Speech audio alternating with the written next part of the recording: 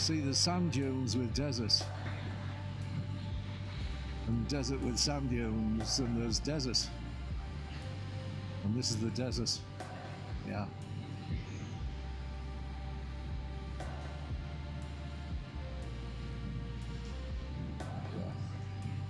I'm just doing all right, just under 50. I'm fine. At number 9. Yeah. Oh, that's me. Wow. Last chance to buy some bowls. Middle of nowhere. Well, not middle of nowhere for someone. It's someone's place. See the solar panels on the back of the house there. It's probably because it's cheap electric and it's free. Yeah.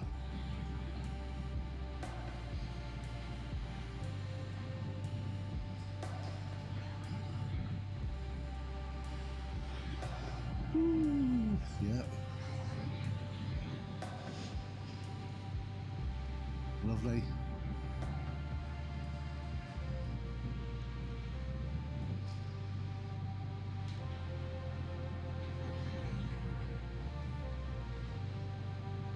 Nice one.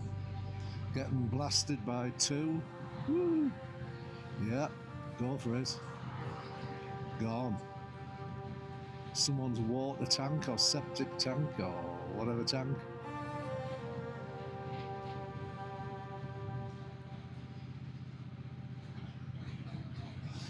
Yeah, at the moment I'm just in a nice peaceful sort of cruisy type, you know.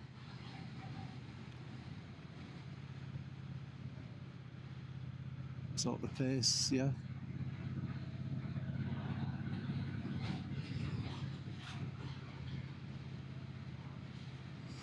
I don't like holding people up, but I don't like being shoved. You know what I mean? Oh, wow.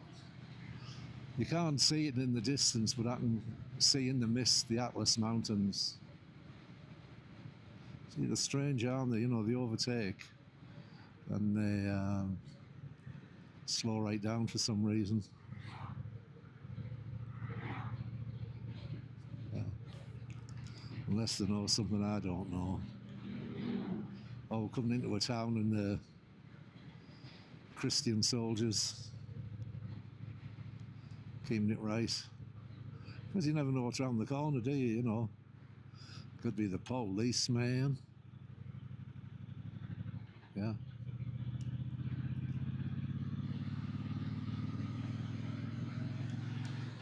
Oh, yeah.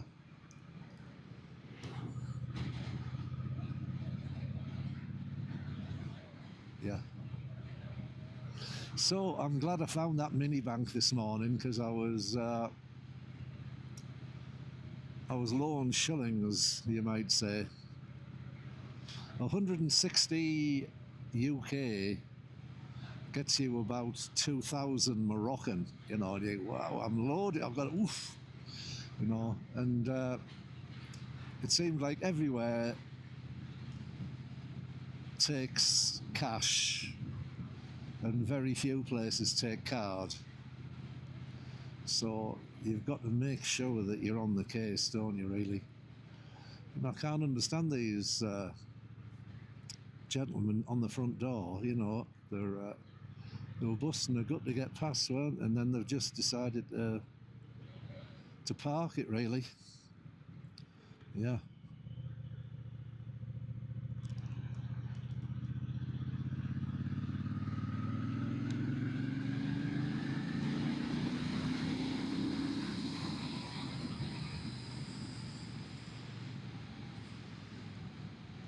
I hope you noticed the no overtaking sign there.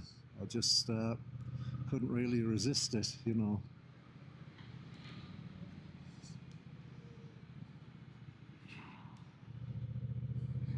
Maybe they've got delicate tummies today and they need to go slow around the corners or whatever, but oh yeah.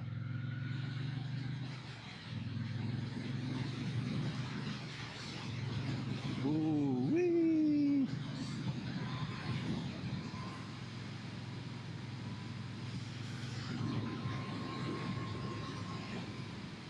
Oh yeah, more plates if you want them. And tagines. And Dabzos, look at that. Woo.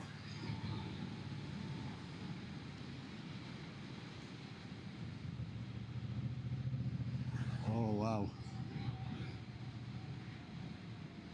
Yeah. Never mind the weight. If you can get it on, get it on. Yeah, that's it. Your side of the road as well. How's that? Look at that, isn't this fantastic? This is a desert landscape, isn't it? You know. Yeah, beautiful. Wow. Yeah. Yeah, road's going to go straight through his house there. You saw the white line for what's being planned. Yeah. Lovely.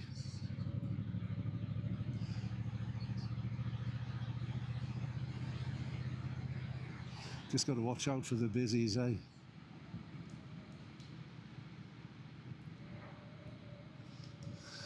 Oh, yeah. Houses getting built. Yeah.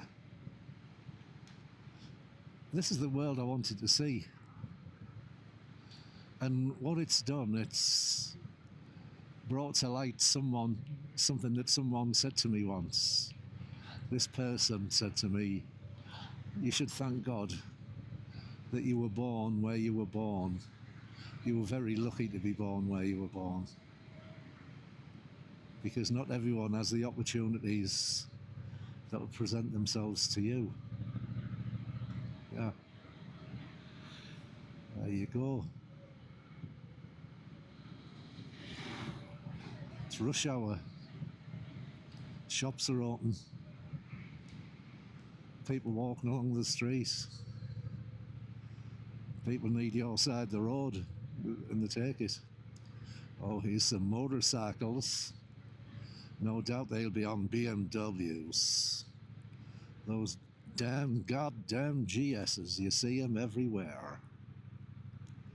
Well, the GSs, no.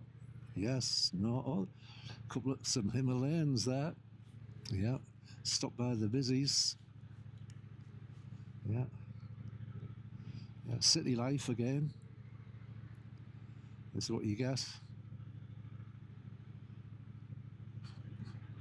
You know, but Ben Hadou, yeah, that's a World Heritage Site. I'm giving that a miss.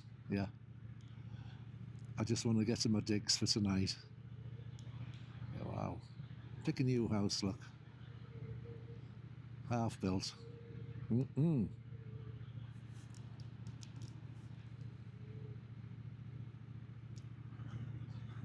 Yeah. Yeah. Look at that, say. That could have been there millions of years, those rocks, couldn't they? Or, I don't know. What do I know? Very little. All I know is I'm going along here. And when I've got along here, I'll get to where I'm going. Yeah. Yeah. See, all this started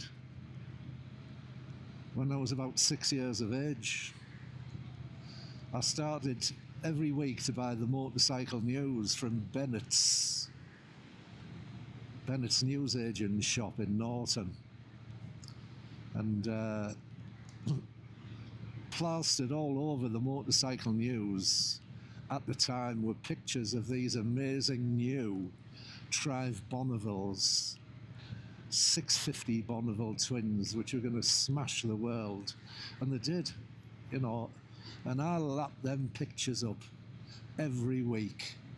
You know, there was Mike Halewood, John Surtees, you know, all those sort of guys racing everywhere on these fabulous Trive Bonnevilles. And then years later, when we moved to Glebe Estate, to 25 Ashton Road, I had a neighbour down the street, well, down the road, called Fred, who was married to Carol. And they had a huge double garage, the biggest garage in the street. Anyway, in that garage, they had an NSU Quickly moped. And at the age, look at that sand dune over there, at the age of 12, Fred taught me how to ride motorcycles from the age of 12. And then that was me. I was hooked, line and whatever they say, you know. And then I managed to ride a friend's BSA C15. You know, when I was a young teenager, I think that was a 250 BSA single. And then I got a rude awakening. I was pillion on that motorbike, and we were hit by a lorry, and I got a dislocated and fractured left ankle, which, being a youth, didn't put me off motorcycles at all. You know, I went to four wheels, but then Yamaha, around about it would have been 1974, because it was PXG 621M. It was an RD 250, and the RD standard for race developed. Anyway, I just thrashed that to death and loved every minute of it. And then, as you do, you get a girlfriend, you get a car, you know, you know. Anyway, as the years go by, the love of them never went away. And anyway, that's my life story. Oh, look, it's market day. Fabulous. Yeah, it's market day in the desert. How fabulous is this, eh? I'm not going to say blummin' heck, but blummin' heck, it's fabulous, isn't it? This is life, Morocco style, yeah? Beautiful. Anyway, this is me heading back out into the desert again. That house on the hill, yeah.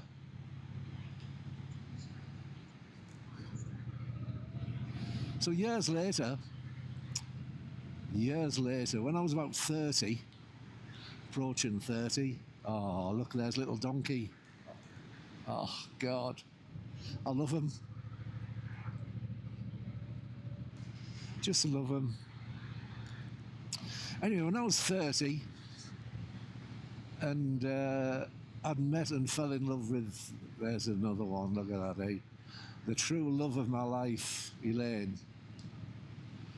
I got a Kawasaki 1000 Mark II PSX 100V, and I toured France and all over on that one.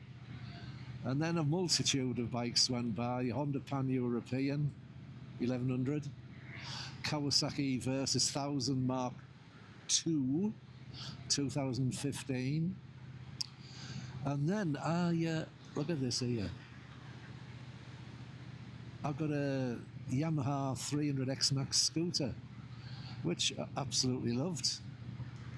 Went to the Pyrenees, south of France, Spain on it. And then, you know, I got rid of that, because at the time we were skint. And that just helped the balance move along. Look at that in the distance, isn't that wonderful? Then I was stuck without two wheels.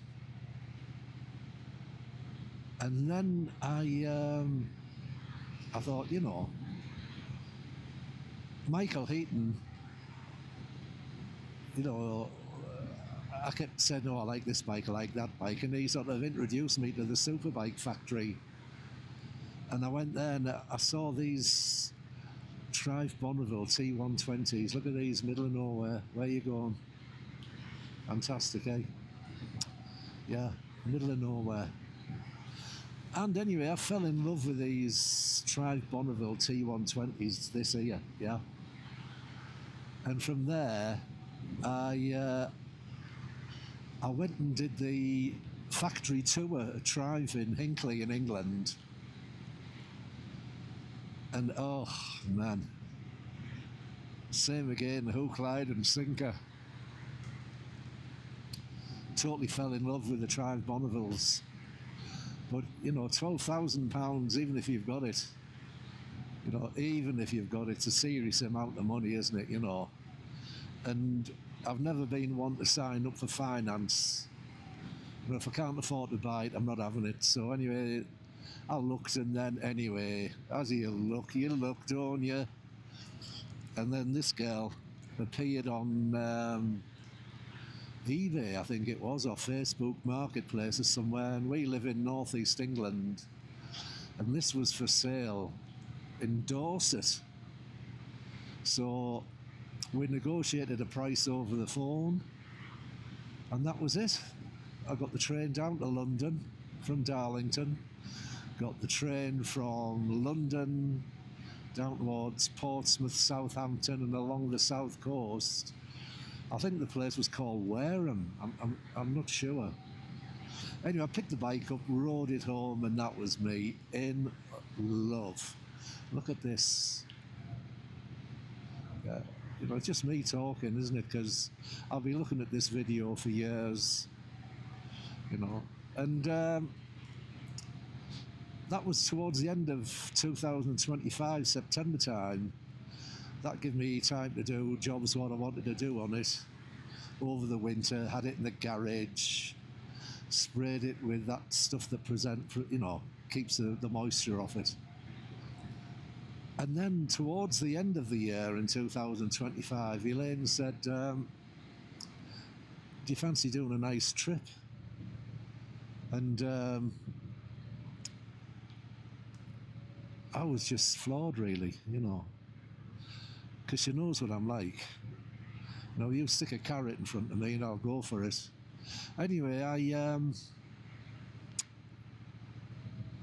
I'd spotted a lot of people coming to Morocco, namely Freddie Dobbs on YouTube, and a lovely, peaceful guy called Gabby. Look at this in front here. Yeah, Gabby. And I thought, wow, you know, I'm going to do this. I'm going to definitely. She's given me the opportunity. Look at this. Wow. And I thought, this is me. So that was it. I just thought, right, come on, kid. Let's go for this. Morocco. Let's get this out of our system. Right, where's this guy going? Oh, look at the old transit there. That would have died of rust back in England, wouldn't it? Yeah.